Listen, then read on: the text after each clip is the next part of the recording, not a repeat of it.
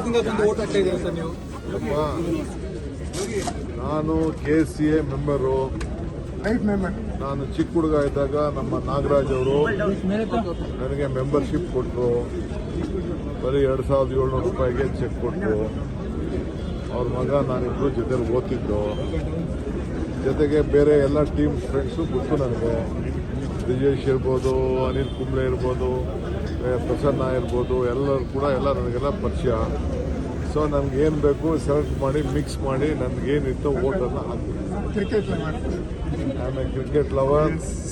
So ಮುಂದಕ್ಕೆ ಕರ್ನಾಟಕ ರಾಜ್ಯದಲ್ಲಿ ಬೆಂಗಳೂರಲ್ಲಿ ಏನು ಅನಾಹುತ ಆಗಿದೆ ಅದೆಲ್ಲ ತಪ್ಪಿಸಿ ಮುಂದಕ್ಕೆ ಈ KCಯಲ್ಲಿ ಸ್ಟೇಡಿಯಂ ನಡೆದು ನಮ್ಮ ಬೆಂಗಳೂರಿನ ಗೌರವನ ಉಳಿಸೋ ರೀತಿಯಲ್ಲಿ ನಾವು ಮಾಡ್ತೀವಿ. ಬಟ್ ವಿತ್ ಸರಿಯಾದ ರೀತಿಯಲ್ಲಿ ಕಾನೂನು ಚೌಕಟ್ಟಿನಲ್ಲಿ ಸ್ವಲ್ಪ ಈ ಕ್ರೌಡ್ ಮ್ಯಾನೇಜ್ಮೆಂಟ್ನ ಸ್ವಲ್ಪ ಗಮನದಲ್ಲಿಟ್ಕೊಂಡು ಇನ್ನು ಮುಂದಕ್ಕೆ ಈ ಸ್ಟೇಡಿಯಂನ ನಾವು ಬಳಸ್ತೀವಿ. ಇದ್ರ ಜೊತೆಗೆ ಆಲ್ಟರ್ನೇಟಿವ್ ಸ್ಟೇಡಿಯಂ ಕೂಡ ದೊಡ್ಡ ಸ್ಟೇಡಿಯಂನ ಮಾಡ್ತೀವಿ. ಸರ್, ಲಾಸ್ಟ್ ಇಯರ್ ಆದಂತ ಏನಿದೆ ಅವಾಂತರ ಇದಾದ್ಮೇಲೆ ಒಂದಷ್ಟು ಬೆಳವಣಿಗೆಗಳಾಗಿದೆ. ಇಲ್ಲಿಂದ IPL ಬೇರೆ ಕಡೆಗೆ ಶಿಫ್ಟ್ ಆಗಬೇಕು ಅನ್ನೋದೆಲ್ಲವೂ ಮುಂದಕ್ಕೆ ನಾವು ಯಾವ IPL ಶಿಫ್ಟ್ ಆಗ್ಬಿಡಲ್ಲ, ಇಲ್ಲೇ ನಡೆಸಿಸ್ತೀವಿ.